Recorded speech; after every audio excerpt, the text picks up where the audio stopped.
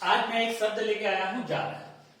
Jar, ये बहुत सारे बच्चों का ये प्रश्न था कि जार क्या है सर, जार किसे कहते हैं, जार जार आप क्यों बोलते हैं। तो आज मैं जार को पूरी तरह से क्लियर करूंगा। जार को क्लियर करने के पहले मैं कुछ यहाँ पे बातों को बताना चाहता हूं।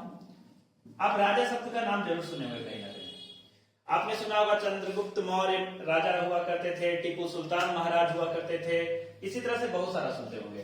तो पश्चिम में राजा जो है या महाराज है उसे किस नाम से जाना जाता था? सम्राट के नाम से जाना जाता था, ड्यूक के नाम से भी जाना जाता था, आर्क ड्यूक के नाम से भी जाना जाता था, या तो ग्रैंड प्रिंस के नाम से भी जाना जाता था।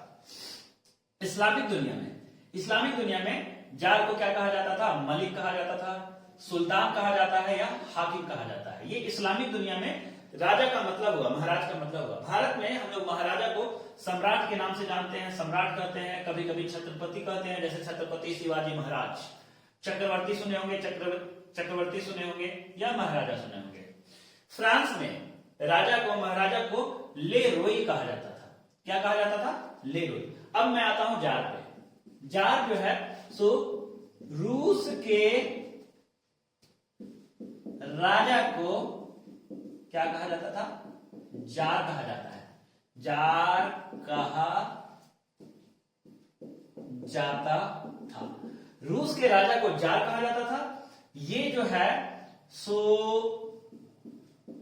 सीजर शब्द से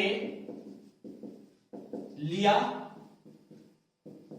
गया है और जनरली जार का मतलब होता है निरंकुश शासक।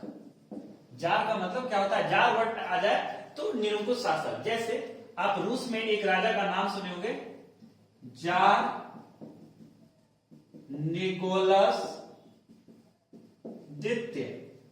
इसके बारे में आपने जरूर सुना होगा। जार निकोलस द्वितीय जो है सो एक कैसा शासक था? निरंकुश शासक था।